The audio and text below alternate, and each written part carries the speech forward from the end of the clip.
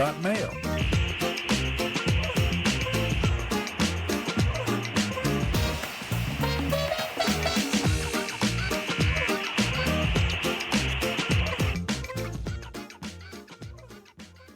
But expensive. Very. Good morning, everybody. You are tuned to Computers 2K now on the Nissan Communications Network. I'm Amnon, your host for the next hour or so, along with Gal. Good morning, Good everybody. morning. And Spence is here. Good morning. Morning. Nick is here. Hi, also, good morning. And last but not least, Katie's here. Morning. Morning. Our number is 919-518-9773. Computers 2K Voice on Skype. And today's show is made possible by vMix Software and is sponsored by Tom Sinclair of Live Streaming Gear. Talking about streaming recordings of the audio are not going to happen today because I host them on Internet Archive, which is down. What?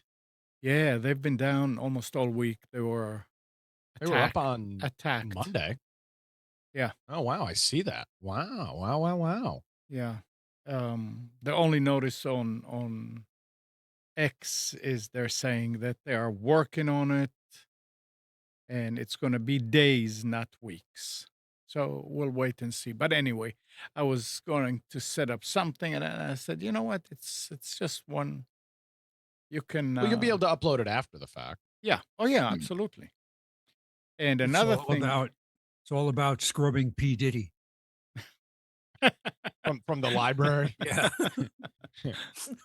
It's a lot of stuff to scrub. Another thing with audio, I did not realize that the tune-in link was broken. Mike was asking me last week, or week before last, said, why can't I listen on my Echo? And I said, well, I don't know. And I tried it this way and that way and this way, and nothing. So I realized that when last time we changed something to do with the audio on the server, I forgot to update it. So it is updated now. And anybody who wants to just listen to audio right now and doesn't want to sit in front of a computer and has an echo, can just say, Don't say the word. A word. A word, always. A word, play, tune in, Nissan Communications.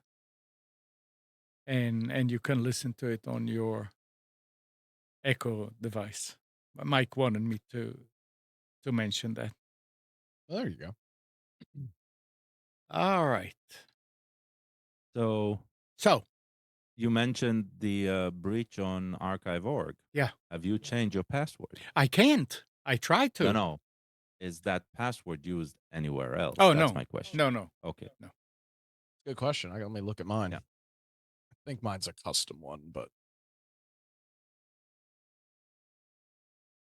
The change your password doesn't mean on archive.org. It means everywhere else that you use it. You know, Yeah.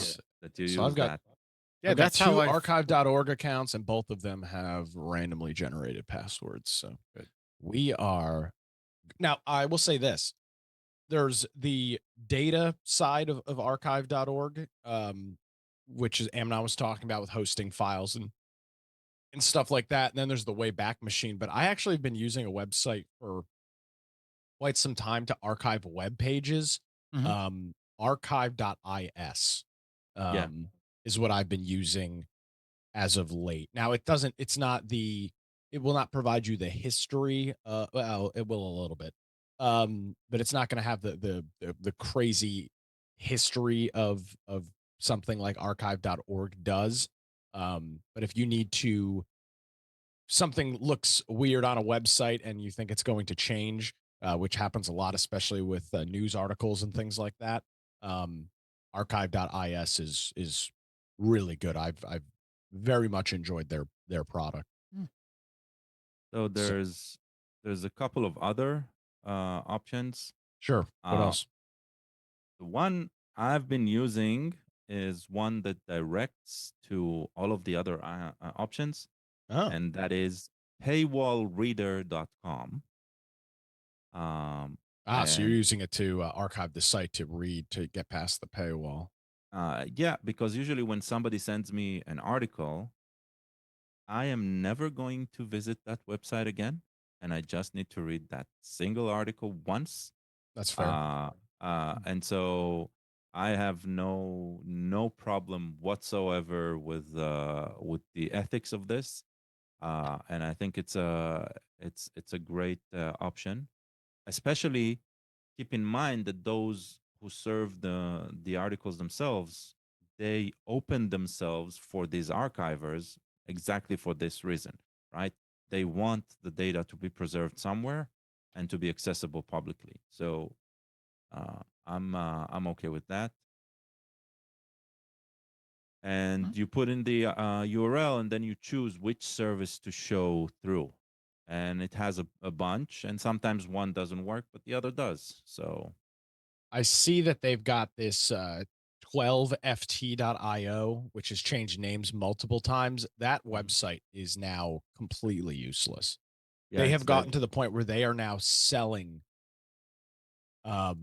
like for like the New York Times paid them a bunch of money, and now so if you try to use a paywall bypasser on New York Times through this service, it doesn't work because New York Times, which I mean, I get if somebody's gonna wave dollars in front of you, but then just shut down the service. Like don't Oh, bullshit me with, oh, I'm gonna like it doesn't work on any major website anymore. All of the big players have paid this company however many dollars to not use their service, which I don't understand. That implies that what they were doing was legal because otherwise Oh, they would use legal means to shut them down. yeah, it's definitely legal. It's, I mean, you're just they're essentially just caching they're just caching a web page. But it's really, really unfortunate what they've done. And talking about IO, it Yes. the, Inputs and outputs. what?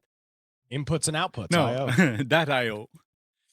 It may go away because they said Really? that, yeah, the UK controls it, and it's Oh, some, some country. yeah, and they released it for the. I mean, I would think that whoever owns it now will probably want to keep all that going, but charge more maybe. But the article said that, there's a chance that it will disappear, that your websites, your domain names .io will go away. And Well, that's going to Aaron, be a big problem. yeah, okay. and they said that Aaron has a way to just wipe it all in one action. And Aaron is the Uh, I mean, maybe I'm not saying this won't happen, but let's at least be specific. So it's the Chagos Archipelago, yeah, the something like Chagos that. Islands. Yeah. Oh, of Yeah, course. Yes. and they are under UK sovereignty. And one of the things that's going to happen when UK sovereignty ends over there in, which already did, October 3rd. Yeah, they were saying Uh, that it's gonna. yeah. Well, yeah, they announced on October Yeah, 3rd that they're giving up sovereignty of a small tropical yeah. island, Indian Ocean. So one of that, but here's the thing, right? Is there is ICANN and there is uh, IANA, I think that Yeah, no, well, took over ICANN, right? two different And things. and you have the ISO Organization of Standards. I am guessing that this won't happen. Like it won't go bust. Like it might be in flux as who holds what rights, but they'll continue operating whatever needs to be operated in the background until the proper um, handles are passed on. But Hopefully. yeah, it's an interesting Interesting problem. Yeah. All Who's those big on little, the IO domain? I Like mean, somebody Everybody. that's oh, yeah, but everybody also has a .com oh next, no, like an there's a alternative. lot of them that are just IO. Yeah. Yeah, and that's why they got it. It's because the com was not available. So a No, lot, I know, but they do have like so I don't let's say Nissan, right? yeah. We love Nissan's domains, right? Nissan can't get Nissan.com, so they get NissanUSA.com, but they also get Nissan.io, right? Now I mean, remember this is the IO is not that old. Yeah, I know, it's a few years, but it's not. And you can get it, but not everybody did it because of if you course, already had a com or a net, you didn't worry about the IO because it's not that popular, but it's easy to remember. It's like, just like CO, you know. of course. No, what I'm saying is right is if you have this if you're identified with .io, Mhm. usually also have a .com that is more obscure, more typing, less specific, uh, right, brand wise, and the brand wise is probably going to just a cyber squatter waiting for an offer instead, right? That's usually the case. You can't get it because a cyber squatter just took the domain back, I don't know, in the 90s, Mhm. right? And nobody's doing anything with it. So, Yeah, well, I mean, anyway, I don't think it's going to affect anybody it that I I disagree know or completely. that we know. Let It's me tell you why. For the major companies like Gal just mentioned, right. complete and total agreement. But Gal, you just mentioned this keyboard thing that we were looking at in the pre-show. That's a yeah. .io. I bet you they don't have another. Now, could they register another domain? Yes. Yeah. And Well, might they they have have, another domain? Sure. I can But tell you that they're they not have like using it. 7 domains, right? Okay. Because each one of those keyboards is, you click on it, it goes to a separate domain. Gotcha. So it's like maybe they're all IO and maybe they're screwed in that way. But I'm thinking it's a ton of work, but it's not impossible to just to glide through this in the next few months and start changing your branding to point to the right place, and then it's okay. It's going to be a pain. I'm not saying it's not. It's especially going to suck for the companies that have branded their company Right. around IO being in their name. Right. That's who it's going. And For a lot of these small tech startups, that's precisely what they've done. that's the thing is that individuals don't have that IO. It's mostly companies. Yeah, it's well, and I would argue it's not even companies. In many cases, it's a couple of friends that are screwing around with something and they're like, "Oh, well, let's we might be able to do something with this. Let's register a domain. Let's do this." And they're registering That maybe, yeah. .ios. There's a lot of that too because it's a I don't remember. short domain and it inherently um portrays something tech and startup related. Just because of that, that's who's using it. Um, Same way that .gov and all that other stuff does. I was actually I was just trying the one IO that I use 24/7 is Caster, Caster.io, yeah. and I just went there and it redirects to caster.com. Yeah, so but Eh, again, they're a so company that is like a thriving business that yeah, charges like those guys will be fine because God mentioned they have other domains yeah, if they're bad if they have right, any idea as to what they're doing, which most hopefully do. right. Look, what happens when you do type in a domain and it's not the one you want? You just type that domain in Google or any search engine and you get what you were looking for. So it's going to break some apps that were relying on this domain, right? Mhm. uh but I'm guessing that those apps in the background are actually using internal names and not necessarily the public ones. So We have I'm to wait and guessing see. overall it's just going to be an annoyance. It'll be an interesting one because there is a discussion right now happening on something called Web3 domains. Um, uh, Now that discussion is currently happening between crypto bros. Okay, We that's love where them. most of the discussion happens. But the idea is, uh, why do we need to rent if we can buy? And it's aligned with the idea of what was the name, NFTs, where there's a cryptographic contract where you own a piece of um, digital asset, a piece of a digital asset, and then you can reuse it however you want, right? You have the rights over that digital asset, and domains might be actually a valid way of managing NFTs. What my problem with this today is I am not buying into this absurdity at this point because the technology behind it needs to be backed by a very, very well established network. And right now, this is more of a what if scenario. Okay. So if you're an early adopter and you have a lot of cash and you think it's a good investment, hell, go for it. Right. But I'm thinking that buying a domain, it's different than the renting domains that we do today, which can cost us around $15 a year, right? Here you commit to something that its value is inflated just by the idea of using this new technology, and you're buying into something that supposedly is going to last, but it'll only last if the infrastructure behind it keeps supporting it, right?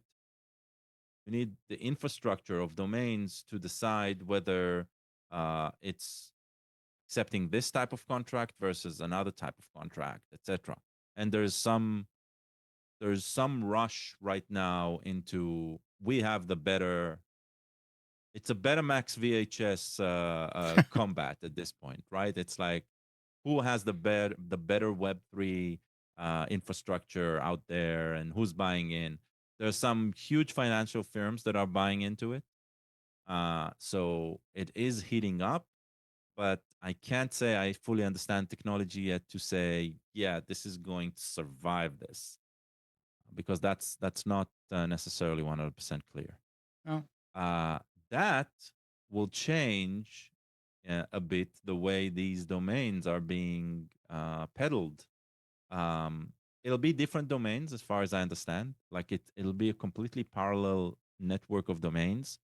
Um, but yeah, you could own any domain. It could have any ending. It doesn't matter because there's not going to be a central controlling entity. It's going to be this mesh of cryptographic contracts that manages this. yeah, So we'll just even have to wait. domains are going to change. We'll Yeah. just have to wait and see. That's hopefully it'll happen.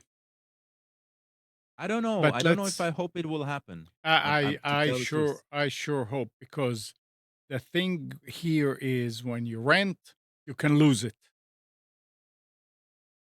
When you True, rent, you can lose, and I've but seen that's the quite. thing with NFTs, you can lose it as well if the controlling entity Uh that huh. created the contract just goes away, and then all of the contracts are void. Everything, Oh, That's no, no, true. not no, no. just I'm talking about when you paying your $15 for Skolnick.com.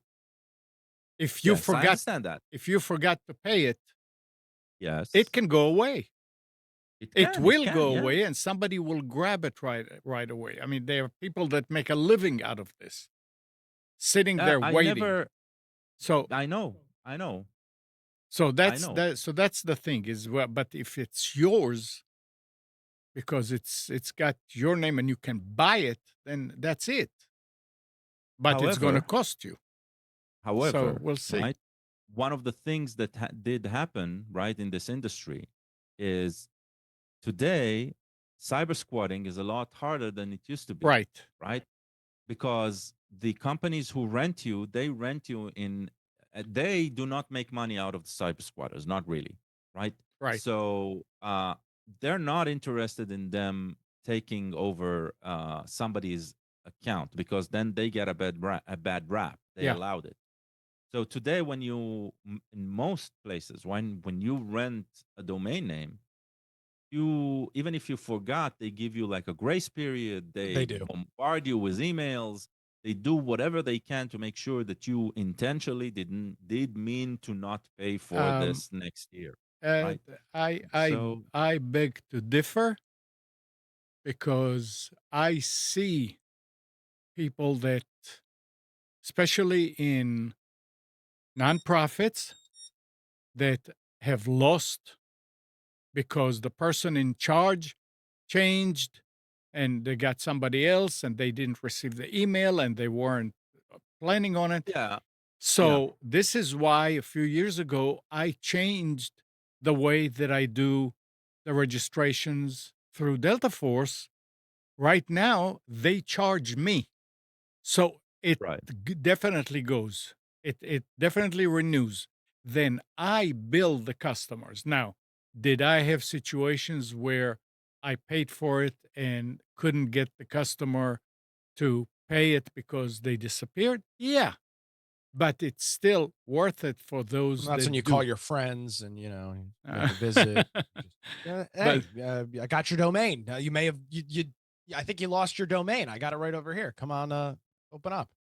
yeah, I'm it's here to so help. it's there. But see, you're doing exactly what Gal's describing for, like for example, I use Namecheap still, which I Yeah. need to find. By the way, I need to switch off of their prices have gone way up. I have a Um, few suggestions. Talk to me okay. later, because I Um, use them, so I know what you mean. and there have been a couple of times where I have just forgotten to re-register a domain Mhm.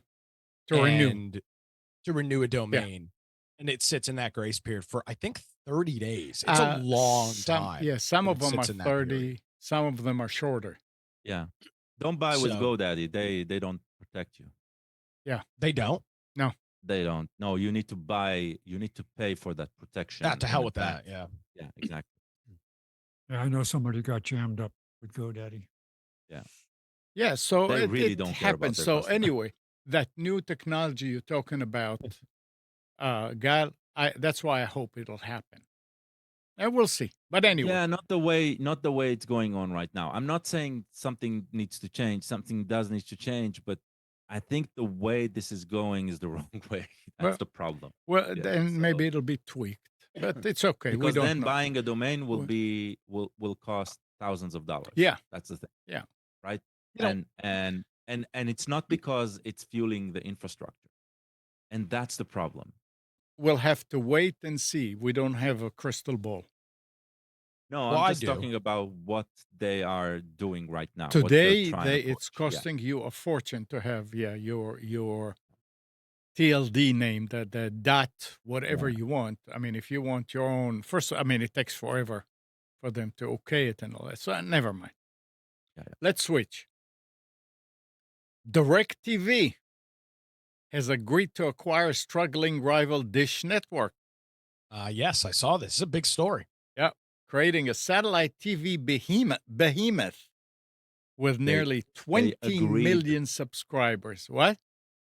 I like the wording. They agreed to buy Yeah. the struggling. Uh, the We're complex doing them a favor. transaction announced last Monday involves private equity from TPG acquiring a majority stake in DirecTV from AT&T for $7.6 billion.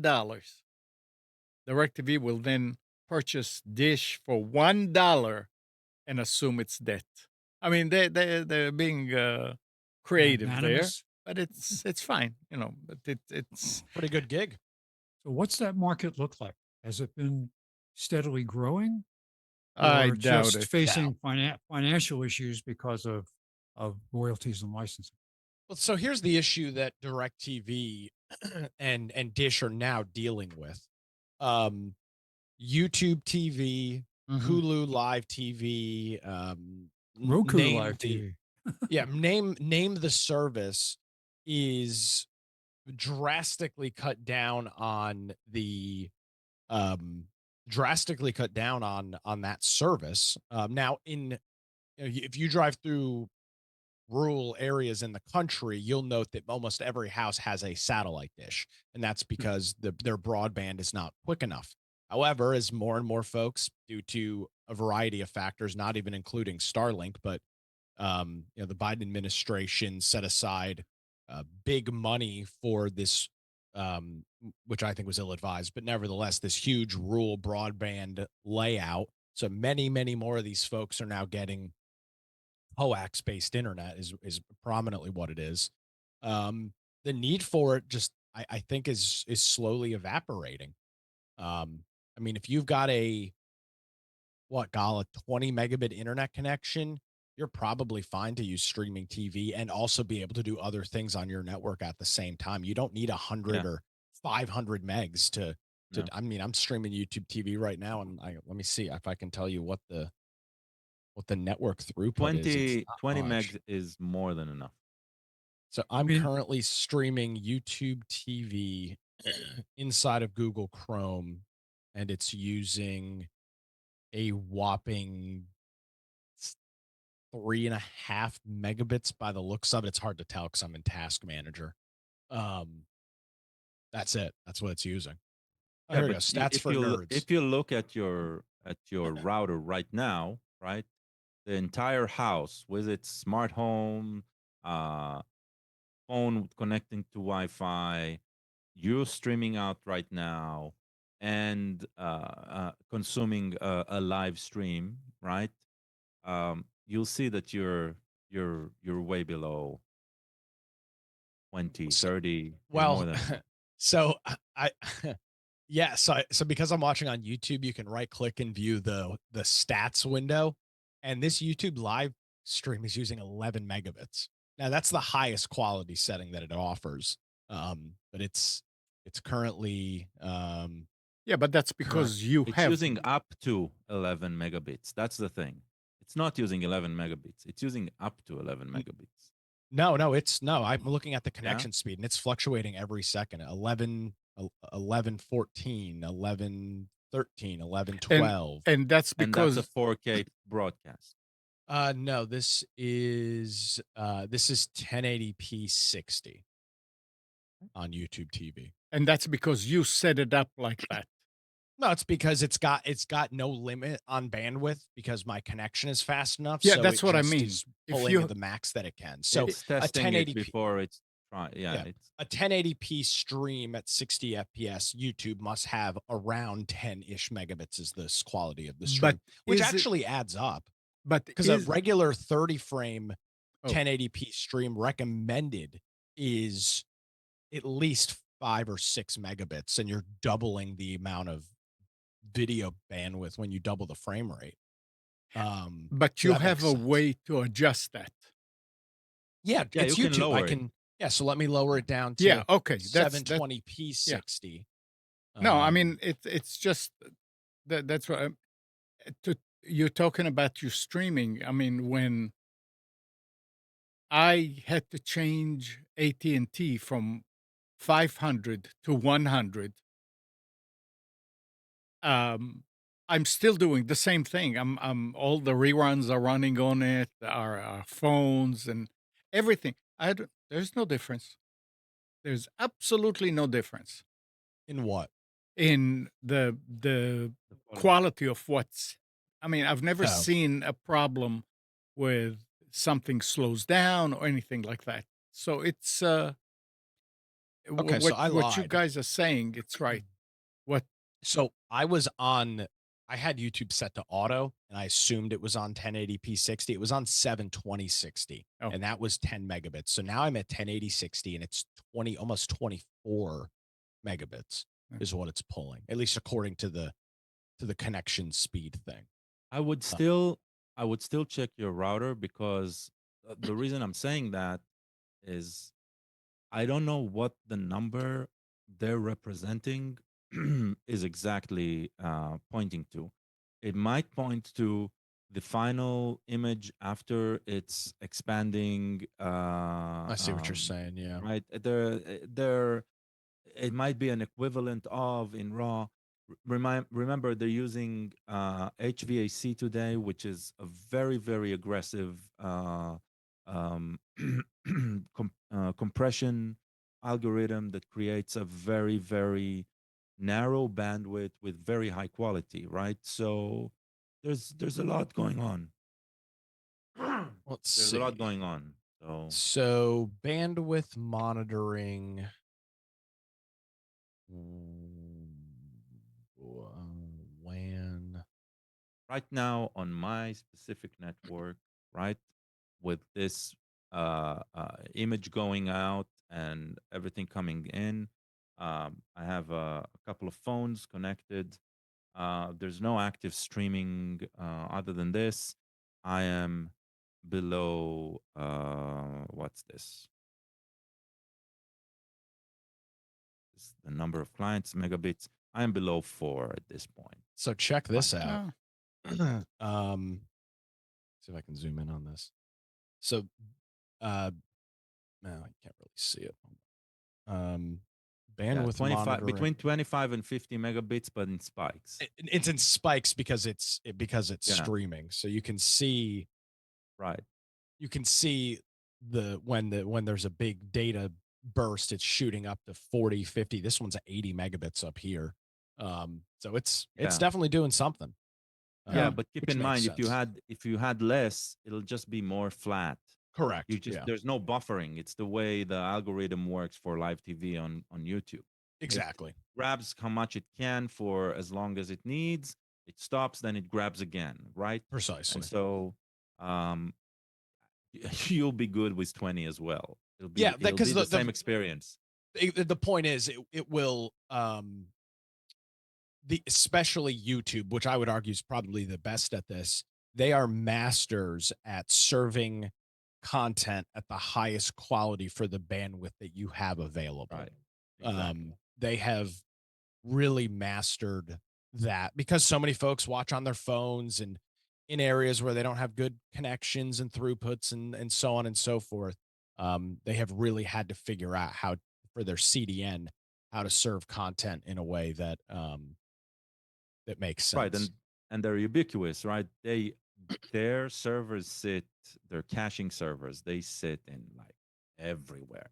Yeah, They're pretty all much. over the globe. So yeah. all right. So yeah, to your point on to kind of Spence's thing about these services, they're going out and it's funny if you watch any TV now, Spence, you've probably seen the commercials. DirecTV's having to run millions of dollars worth of advertising campaign to Yeah. promote not getting Mhm. a satellite dish. I mean, Yeah. they're promoting a streaming service, DirecTV Now or whatever the hell it's called. So they obviously understand that the hardware is not the future. And one of their big losses was the NFL when they had the NFL DirecTV Sunday Ticket for the better part of 20 plus years. They lost that contract to YouTube last year. Now YouTube TV is the only one that hosts it. A lot of folks dumped their satellite. It was the only reason they had the satellite service. And once that went away, they dumped it and went over to YouTube, myself included. So what's the premium you pay if you have YouTube TV and you 70 add the something bucks a NFL month. package? What is Okay. it? What's the difference? So those packages are one-time fees. They're not monthly. Really? Yeah. So the Yeah, NFL for the Sunday entire ticket season, is right? yeah, it's like 300. It's expensive. It's like $350. But you do have to have base YouTube TV Yeah. to purchase that. And I think the base YouTube TV is in the $70 range, That's what I remember. Yeah, 75. which is way more affordable than unless you have some weird bundle deal through an ISP, way more affordable than cable. And way more flexible. I mean, that's what it really comes down to is the flexibility of these. And yes, Spectrum and Verizon, and they all have apps where you can watch TV on the go. And there's one thing all of them have in common. They all suck because it's not it's not their primary thing versus YouTube TV, which is just essentially the freaking YouTube app. I mean, it's perfect. It works so well. I always had the Spectrum app on my phone when I had Spectrum TV. I never bothered watching it when I was out because it was always a terrible experience. But YouTube TV is great. I just And I'm and not a it big ma- Google fan, for the record. Like, this is not like, Google salesman over here. Like, I despise the business practices of YouTube and how they screw content creators. But it's hard to argue that this is not one of the best services available. I see Spectrum commercials and I cringe when they say, "Oh, get the best internet." Yeah. Yeah. And then I have the guy from Google Fiber come to the neighborhood and walking through the neighborhood. Oh, we have 8 gig now available in your neighborhood. And I said, "Oh, well, Oh. why would I need that much?" Well, if you want to run a server. I said, "So they let you run a server in your house?" No. Yes. They That's do? what he said they did. Nah. So this was a kid who probably Who's didn't know telling you anything. yes to get it to talk to you so Yeah. you'll buy the service and get a commission. Yeah. So The real question is, I run a server at my house that I connect to, but it's just me and my family who Right. connects to it. Yeah. right. You Well, do not need he 1 implied gigs. that it was you could run your business. If you run Yeah. your business, then you need to pay business Yeah, money. you're going to pay a different Yeah. price. Yeah. Do they offer that Probably. That's a good question. I don't know if you do. Actually, if I they're just a don't. residential ISP? They Yes, might I not deal don't. with business. I don't think they have anything for business. It's just for residential. Google. Spectrum has their Spectrum business wing that does. Yeah. offers Yeah, of And symmetrical. course. by the way, Spectrum's business outfit, it's day and night compared to the residential one. Because the business one, when you work with them compared to the residential one, you actually get support. You actually get something from them when you're asking for it. You can talk with technical terms and you get an answer. It's completely different, right? In terms of that. I think there's I'm not saying it's better than others. I'm saying compared to Let- the residential offer, it's better. I disagree with you to one extent. Spectrum Enterprise, in my experience, was like that. Spectrum regular business is the exact same as all of my experience is the exact same as Spectrum Home. Enterprise, I agree with you completely. It's a different phone number, it's different people. But they're from when I was working at the MSP, we had a lot of customers that had regular Spectrum business, and then we had a couple customers that were enterprise customers, fiber loops and things like that. And the enterprise people were great. The business people, it was the same useless BS as the home stuff. Well, my Hmm. experience was Are you was sure it wasn't when enterprise? no, my experience was with the Time Warner cable business, and I Oh, assumed wow, it okay. became the same. Yeah, so I I haven't done IT in business setting for years, so it's outdated probably. But it was day and night. Maybe it has become enterprise compared to Yes, I think well, it yeah. has. Oh. All right. Which is amazing because you literally call the enterprise people and you're talking about like fiber and stuff like that. And there's not even I don't even remember if there's an IVR prompt when you talk to enterprise. I feel like it just rings through to like essentially like an operator. Well, their small business offer is 400 meg with what they call advanced Wi-Fi, and one unlimited mobile line for $49 a month. That's not a bad deal. I mean, No. that's actually a pretty good deal. You get a business cell phone and internet and stuff. That's the problem is that goes to $150 probably within 4 years. Yep. But if that's a pretty good deal if you're an actual small business. All right. Something a little on the funnier side. Oh, ha. Ecovacs robot vacuums have been hacked across the U.S. to shout racial slurs at unsuspecting people. Nice. The issue is specifically with Ecovac's D-Bot X2 model. Oh, it's a D-bag. The hackers boy. gained control of the devices and used the onboard speakers to blast racial slurs at anyone within earshot. Now, I never had a robot, that kind of a robot vacuum. I do. Why do you need to have speakers? What does It it makes do? noises. It chimes. It tells you if there's an issue when it gets Oh, stuck. okay. So I guess It that's tells it. I'm stuck. Yeah, stuff like that. Yeah. It starts screaming bloody murder in the corner. You have no idea what's happening. It sounds like a small animal's getting manipulated, like just eaten apart. But So yeah, it anyway, makes little noises. It bings, it bongs. It tells you when it's charging. It's fully charged. one Which, by the way, you such can turn off. one such person was watching TV when he heard some odd noises coming from the direction of his vacuum. He changed the password and restarted it, but then the odd sounds started up again. And then it started shouting racial slurs at him like a surely disgruntled maid.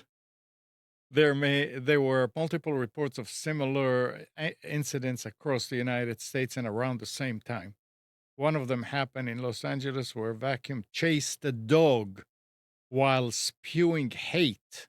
Another happened in El Paso where the vac spewed slurs until its owner turned it off.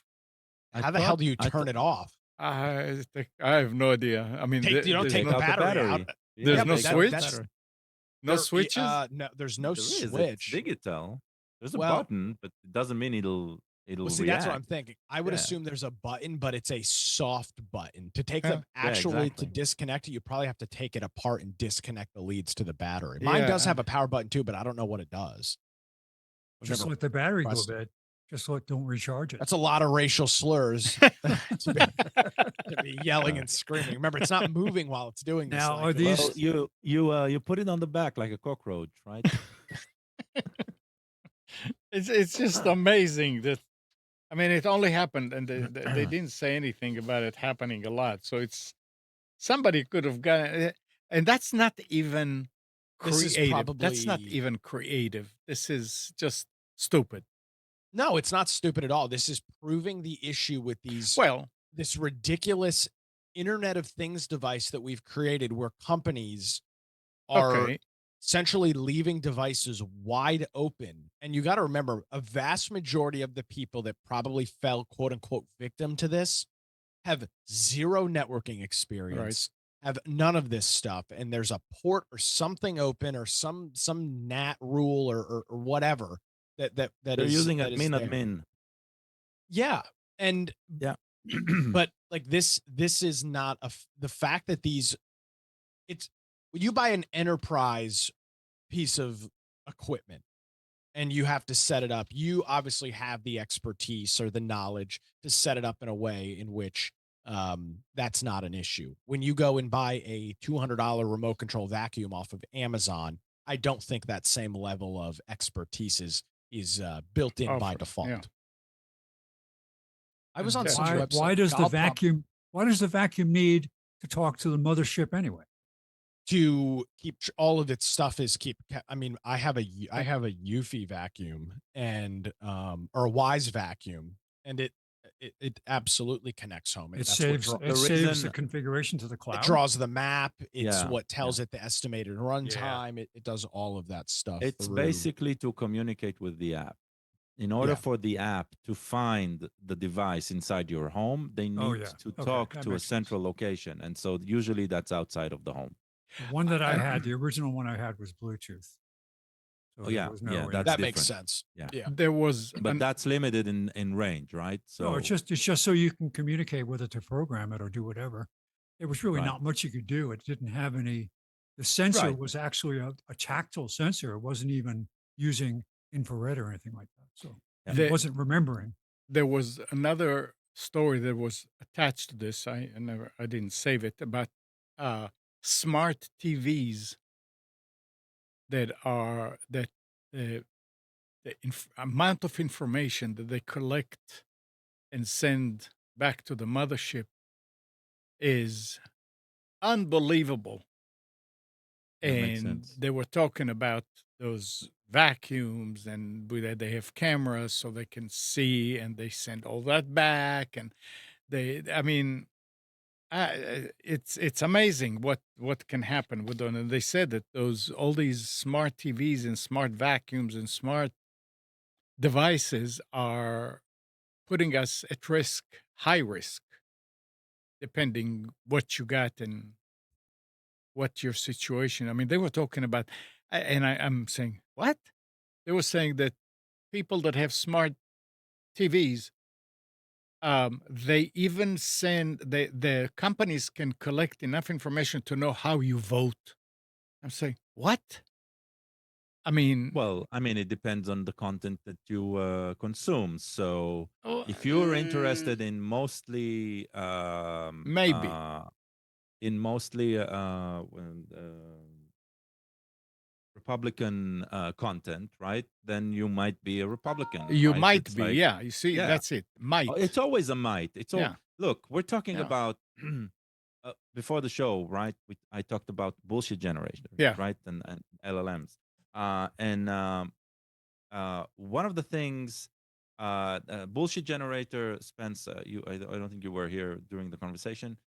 That's the term Richard Stallman is calling LLMs. They're Right. not intelligent, right? And Right. they have zero understanding of what they are spewing out. And so a bullshit generator is probably the best description, and I've adopted it. I like it very much. So the thing about these algorithms that produce recommendations, right, and produce incentives, different incentives. It all depends on what is the goal they are trying to achieve, and that's the only thing they know. It's how do I achieve a goal? LLMs achieve a goal of creating content that looks like readable English, okay, or readable code or whatever they're trying to generate. Recommendation engines, they have only one incentive, is to keep you glued to the screen, right? Keep you here, continue watching whatever you're watching here. And so they're feeding, in a way, that's why it feels like they're tapping into your psyche, because every time you do get the dopamine rush of, yeah, this is what I wanted, right, and the more frequent it is, your feedback towards it is such that it knows to repeat it, Oh, because everything is connected to a server in the background, right? That is why a television can know a lot more about you by your reaction to whatever is on screen than anything else. Because you are literally sitting in front of the screen, deciding that this is the time you're going to allot it, and you think you're controlling it, but it's doing the experiment on you, right? It's feeding information off of your reaction. So obviously it can know, because it's uh, just one system that tracks everything, right? who who bought a new iPhone? The ones that That'll be just me. came out. I did a year Yeah. ago, not the Yeah, newest one. I don't have a new one at all. Mine's 4 Well, plus years it old at says this point. porch pirates across the country for months have been snatching FedEx packages that contain AT&T iPhones Ah, that's who within AT&T must use, yeah. within minutes of or even seconds of delivery. The key to these swift crimes, investigators say, the thieves are armed with tracking numbers. Another factor that makes packages from AT&T particularly vulnerable is that AT&T typically doesn't require signatures on delivery. Doorbell cameras videos, doorbell camera videos show the theft in New York, Pennsylvania, Delaware, Virginia, Michigan, Georgia, Florida, and Texas. The How details the are hell are they getting the tracking numbers? I don't know. Uh, That's the real question yeah, is that's AT&T just like, well, no, because it's FedEx, the trucking number is coming from FedEx. So what is it just like, does it just go up one each time there's a there. package? Like, There was is it that? I've Could be somebody on the inside, could be. but Oh, in the shipping department, that's pulling the numbers, because you're right. You sit down at the app, you ship a package, you get the tracking, and if you run a big list of stuff, you get daily reports with everything that you've shipped that day with all the tracking numbers. the I hell of an saw inside job. Alex Jones was talking about that. He was referring to it as an inside job. I saw a viral video that went viral of the iPhone thing, and it was a FedEx driver. He walked up to the house, and this guy came up right behind him, and he Yep. was waiting for him to put the package down. The guy was like, who are you? And he's like, this is my house, lying and stuff. And the FedEx guy was like, no, then open the door. And the guy's like, and then he ran away. Yeah, they And were then saying that's how it is. It sounds a lot easier than you guys are making. It doesn't sound like a breach. It just sounds like that's what they're doing. They're tailing the FedEx, looking for Maybe. packages at certain No, but sizes. Amnon just said it's coming from their. Amnon said it's coming from tracking numbers. Yeah, they're armed Well- with tracking. That's what the article said, and it That's says insane. a FedEx driver drops off a box with an iPhone from AT&T. Then a person walks up, sometimes wearing an Amazon delivery vest, and plucks the Ah. package off the front step. The heist can be so quick that in some videos, the FedEx driver and thief cross paths. I mean, Yeah, it sounds like they're tailing them. It sounds like the tracking numbers may have like a structure that is easy to identify. It doesn't sound like a digital heist. It sounds like a very, very low-tech heist. And the only reason Verizon and T-Mobile do not experience this is because they require signature. That's the only difference. It's a Oh. simple, it's a low-tech heist. It's not a high-tech heist. Because even FedEx, right? If you sign, they don't care who signs. Not really. No, Right? they don't. You're right. Right. So it's not about that. It's just low-tech stealing. It's funny because it's on video, right? But it just sounds like AT&T will just start requiring signatures and it'll stop. yeah, and who's paying for this? Okay, no. It's So credit card Spence company. is right. I'm reading from Phone Arena. Yeah. And to make matters worse, this is an inside job as some of these thieves have been caught with lists of tracking numbers in their possession. So that's exactly So- what's going on. Somebody at either FedEx or AT&T is selling these tracking numbers. And once you have the tracking number, you can look up the weight of the package and you can tell what it is. I mean, all the iPhones are going to be a similar size weight. Or you also Uh, know who's shipping it. Yeah, well, yeah. But I Yeah, mean, AT&T AT&T. is shipping you What a is it- what- plethora of things, but they're going after specifically iPhones because they must be the same package size or a couple different sizes. No, I think what Spence meant is the originating address is part of the tracking info. Sure. So If if they're it getting comes a out hold, from an Apple warehouse, it's coming out of an Apple warehouse. if they have the manifest from the people doing the shipping, they have all the information they need to know on the manifest. Yeah. Or if It's they've just- hacked into their ID. I have a FedEx ID that I used to ship from all the time. I could track everything. I could print lists. I used to ship stuff several times a year going to trade shows, these huge boxes. So got good at it, and not having to use the handwritten forms anymore. Yeah. Everything, I'm reading another article now, and everything is indicating that this is definitely somebody in at one of these companies that is making a little bit of cash by providing this data to somebody. Did you see Pretty the good scam. I mean, you probably get that's going to be a tough one to try and unless somebody rats, it's going to be Yeah. a tough one to try and track Yeah, down. but that's how the reason they know about the lists is because of arrests. Yeah, they So found them with somebody's people, already exactly. involved, and a chain of people will eventually be revealed. well, it's pretty risky heist to go to Exactly. somebody's door. It's from getting found out. And Did it's funny though. anybody You're see- wearing an Amazon delivery vest. Yeah. You have we're getting into the time of year where you can put a hood on and hats and stuff on Yep. as it's cold outside. That's going to make things even I wonder if even Amazon will trickier. sue. Who would they Uh, sue? I was the driving home the people, other day. impersonating their employees. I was driving home the other day, and a crappy little white car cut me off, and on the back Sorry. it said "Amazon delivery driver" on the back of this Yeah. crappy old car. Well, Yeah, hey, that tracks. By the way, I do get deliveries from Amazon In a by private unmarked vehicle. cars, private cars. Yeah, it's because Yeah. they they're like some of them are like exactly like Uber drivers, right? It's like you just That's get same day shipping though, because we don't get that here, and it's because we don't have same day shipping. Everything comes via the postal services, unless you're ordering something large, and then it's UPS or FedEx. yeah.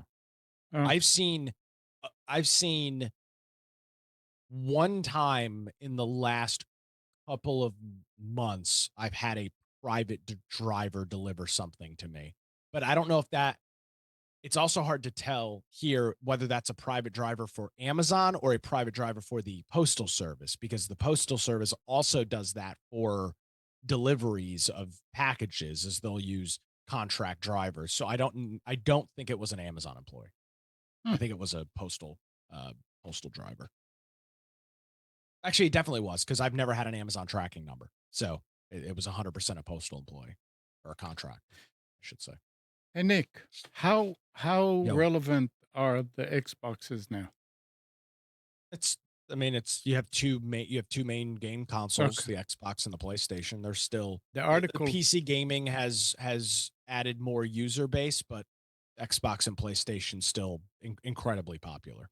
So the article goes, Microsoft will offer direct game purchases through its Xbox app for Android starting November. Is that a big deal? Ye- Do you Heck, have any more details on the well, it story? says I'm not. following a U.S. court ruling against Google App Store monopoly, the move allows Microsoft to circumvent Google's revenue Ah, yes. Okay. So cut when you'll be, on. yeah. So when you buy something in app, it will no longer be using the Google Play Store as its payment processor. They will use they will use their own internal payment processor. This doesn't change anything. But this is for Android. Yes, because of that lawsuit, and your Google is required to allow, same with what happened with Apple over in Yeah. the EU, is also happened with Google here in the States. So when you want to purchase a game, which by the way, you won't do, but if you wanted to purchase a game for your Xbox on your Microsoft account, you'll be able to do that on Android now. And you weren't in the past, because why would Wait, Microsoft wait, want wait, to wait, wait, give? wait, wait. Nick, he would Yes. want to because he would want to send you a Christmas present. No, he knows So me. he'll log into his Android app, which is probably easier to work with than, launching something on Windows and sending a link and all that. He would want to buy something for his nephew, for his right. I think it's a big deal for Xbox. It's not a big deal for Android, but like allowing access and purchasing something, making it easier and cheaper eventually, right? No? So I Yeah. do think. Trying to think about, you're talking about gifting a game. I don't even know if they still allow that. Um, I think you send points. That's what it always was in the past. I'm not Wait, sure that gifting you the can. game in what, Steam? No, in Xbox. I'm not even sure Oh, that's I a don't know. thing. I mean, it probably is, but I think the way in which Microsoft does this is through. It used to be called um damn it, what was the name? X Gamer Points or whatever it was. You go to Walmart and purchase 1,500 points, and that would equate to, Oh, I 60 see. bucks, Like or whatever. gift Yeah, I'm trying. cards. Yeah, Yeah, but they weren't direct monetary gift cards. They were their own internal credit system that it would currency. equate to. Exactly. I don't know if they've gotten rid of that. Um, but well, actually they have, because I think you can buy games directly for a price now, versus in the past where you had to buy Xbox Live points was what they were Interesting. called, I think. Um, So all of this to say, Microsoft and Xbox are doing this. You're going to see a lot more companies that did not allow in-app purchases, or did not offer as much in terms of in-app purchases, starting to allow this, because they can now use their own custom payment processor instead of the 20, I think it's 26% that Google takes, something like that. Um, so yeah, that I mean, again, the question is, if you've never been able to do it and now you can, will people even know or think to do it, if they're so you're you're accustomed to doing things a certain way, would you even know that that's available or even think about doing it now that it's available? I don't know. The other one that explains about this, it says that the U.S. federal judges mandated significant changes to Google's Android App Store operations, and in a ruling in Epic versus Google, requires Google to allow rival app stores within its Play Store Mhm. and grant them access to its app catalog for 3 years. I don't understand the 3 years. What happened after 3 years? Beginning November 2024, the order prohibits Google from requiring its payment system for Play Store app and permits developers to inform users about alternative payment methods. So Google Long is, term, and they are. this is Go ahead. sorry, go ahead. No, no, No, I'm sorry. I thought you were done. no. It says that Google is also barred from offering incentive for app launch exclusivity or sharing app revenue with potential app store competitors. Anyway, yeah, go ahead. Long term, this is going to be very interesting to watch in terms of how does Google make up on likely hundreds of millions of dollars that they are going to be losing out on. The Well, reason Android is quote unquote free, or one of the reasons that they can make it available for free, is that they make so much money on anything that you're buying on the device, whether it's a Spotify subscription, a an in-app Anything. purchase, Yeah. credits for a game that you're playing, whatever. And with this going away, and these companies being able to use things like Stripe, which charges 3.5% versus 20+%, or in the case of Apple, it's 30%. Um, I wonder, you do wonder if you get to a period of time where Google starts charging you to put an app on the App Store, to try and make up for this kind of lost revenue. That would not be shocking to me in any way, shape, or form. so two things that I see here. One, Google is going to appeal this, so this isn't going to end. And the reasoning for the appeal is actually makes a lot of sense. Unlike iOS and Apple, Google phones usually come with the Play Store and an additional store That's by the true. manufacturer, right? So they are already not the monopoly that they are claimed to be. That's one, because specifically for Epic Games, which is the lawsuit that that drives all of this, Fortnite is available on the Samsung App Store, for example, right? And you can and Fortnite can be sideloaded by downloading an APK and launching it on the phone. So there is an alternative already, right? And so they might well win an appeal. That it's really possible, especially if iOS hasn't fixed their crap yet. That's one. One thing that I think that needs to come out of this is Google's terms of service claiming that apps on the Play Store are not allowed to advertise alternative payments. That definitely needs to go. Um, but what I find interesting here is that Xbox is planning to jump on the wagon when we know for sure that Xbox, PlayStation, and Switch, they do not have alternative marketplaces on their platform. So the moment they try to tap in to Android and iOS as alternative methods of getting more subscribers, getting more buyers, I think they are actually opening themselves, right, to the same exact lawsuits that they put on their app developers and their users. If you understand my logic, Sure. so it's like if they're jumping this bandwagon, then why isn't it happening on Xbox? Why isn't it happening on PlayStation 4? Yes, it's not on everybody's hand, but still, why are the rules for you to to purchase through Android are different than an Android app developer just wanting to put on a game on PlayStation or on Xbox. Well, So I think it's two completely different. I think it's two completely different things though. why? Why full and absolute control on one platform, but not on another? I Just think it's got because there's more users? I think it's got everything to do with the I'm trying to figure out how to how I want to articulate this. I think it's got to do in some respects with, yes, the amount of users, and also probably the overarching amount that is charged. I mean, Steam goes through this all the time, and it's why the Epic Game Store has risen to some level of popularity. If you make a video game and release it on Steam, Steam takes 32% of your sale. It's a very high amount. However, Sure. you have essentially no choice as a game developer but to have your game on Steam because everybody uses it. And if you're playing games, you need to be in a marketplace where people are playing.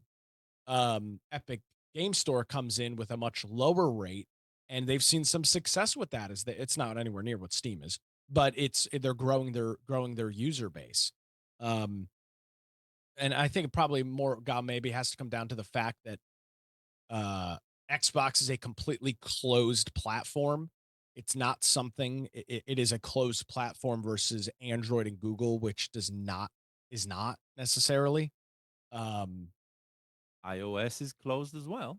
correct. And that, but you've noticed They're that hasn't going through the happened in same the lawsuits. overseas though. I don't know that that's ever going to make its way to the U.S. or it might try to, but it won't go. It won't have the same end result that that it had did in the EU. I think our laws are different enough where it's not going to matter. Maybe. All right. I could be wrong. Well, anyway, Anywho, a couple more things. This past week, U.S. money transfer giant MoneyGram has confirmed that hackers stole its customer personal information and transaction data. 50 million people a year they serve. Did they Fidelity get Investments. What? Sorry. like what type of data was exposed? Um, they Did they are say? not saying it in this article. I'll see if I can find it. If Fidelity Investments, one of the world's largest asset managers, confirmed that over 77,000 customers had personal information compromised during an August data breach. And this article doesn't mention what data. Casio confirmed watch company. the watch company Okay. had confirmed it suffered a ransomware attack earlier this month, resulting in the theft of personal and confidential data from employees, job candidates, business partners, and some customers. Although customers' payment data was not compromised, they say, Casio warns the impact may broaden as the investigation continues. So that's three big companies that were breached uh, this week, announced this week. Um, we all have a bunch of hardware and cables and stuff in our possession, right? The older you are, the more you have. Um, Scientists have called for people to go urban mining after a study revealed that old cables, phone chargers, and other unused electrical goods thrown away or stored in cupboards or drawers could stave off a looming shortage of copper. The research found that in the UK, there are approximately 823 million unused or broken tech items hiding in drawers of doom, containing as much as 38,449 tons of copper.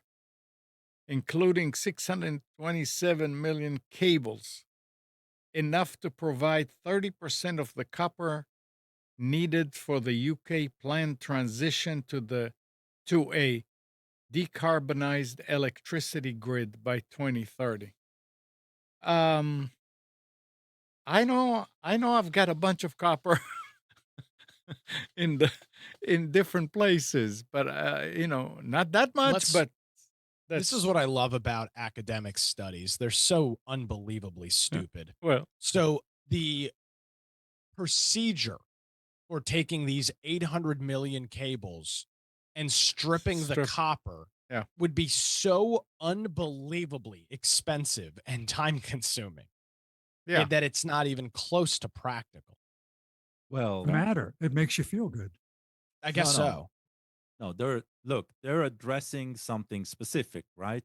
They're not addressing the rest of the picture. But what they are addressing is still factually correct. If you are looking at a shortage, meaning you are mining this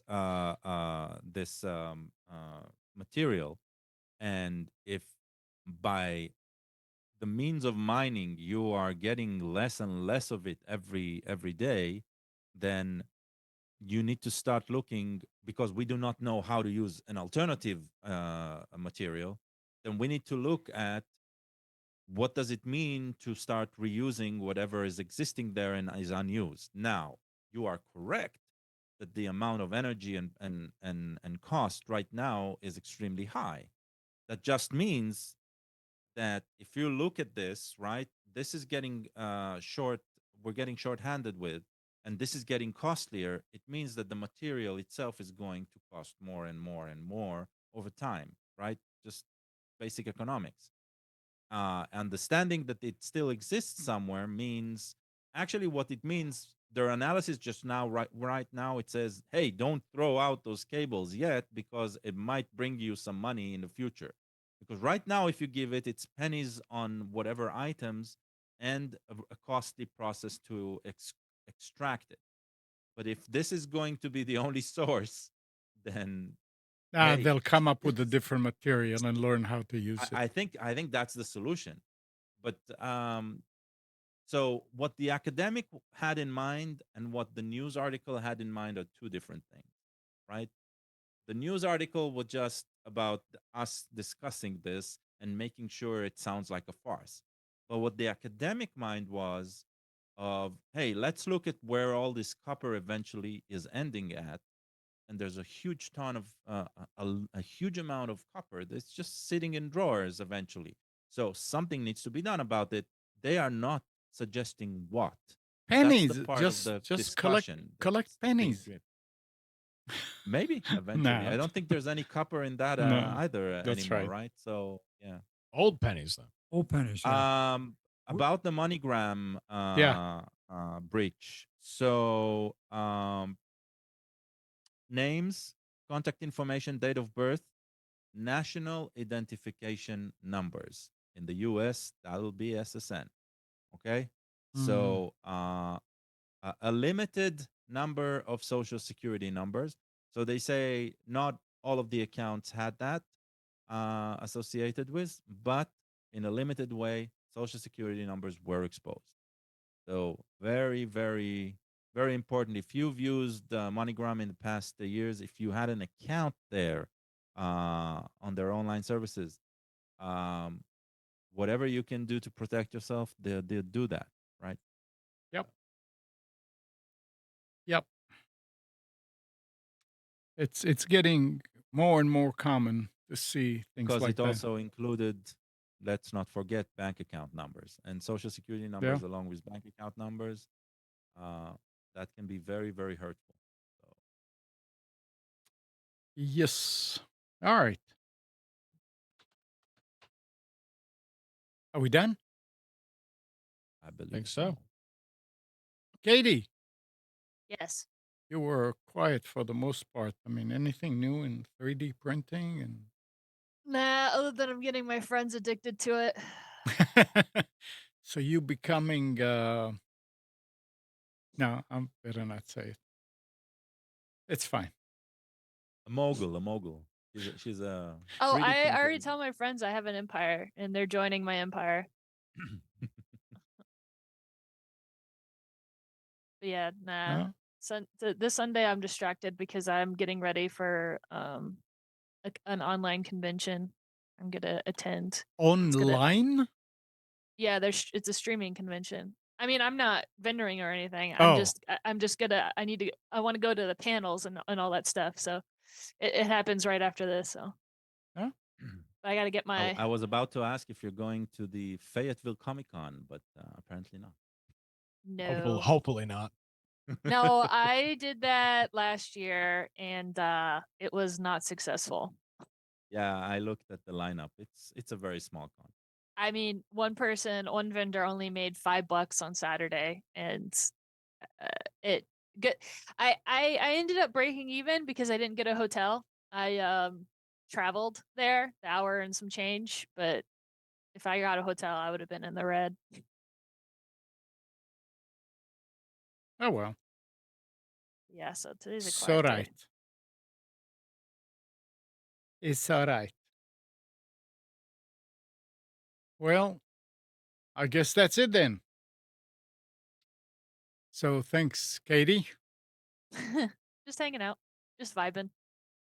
Thanks, Gal. Thanks, Spence. Thanks, Nick. And good morning, Kathy, Hannah, Nabil, Mac, Norm, Donna, Dina, Mati, Eleanor, Sarid, Yaakov, and Yael. Thanks, everybody, for turning to Computers 2K Now. We hope you enjoyed and maybe learned something from our time together. Remember to practice safe computing. Back up your hard drive, update your virus scanner, and change any same passwords where you use them. Don't use same passwords anywhere. We'll be back here next Sunday at 9, but you can always reach us at computers2know.com. Monday through Friday, 5 to 6 a.m., Nick hosts the Carolina Journal News Hour on WBT, 11:10 a.m., 99.3 FM, and it's on YouTube. And Nick and Brian also host the Infection Podcast every week on Twitch. Just go to infectionpodcast.com and find out when the live show is and if there are any, or if you want to listen to the recordings, you can just download the podcast and listen to it. Have a great week, and we'll see you next week.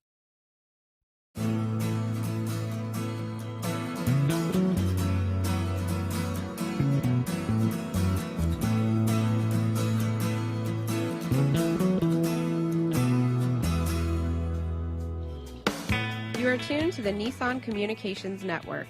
If you tuned in too late, you can always watch each program in its entirety or download an MP3 audio file of it in the archives section at nissancommunications.com. Don't forget to subscribe to our YouTube channel, follow us on Twitter, and like us on Facebook. Sponsored by StreamingGear.com and DeltaForce.net.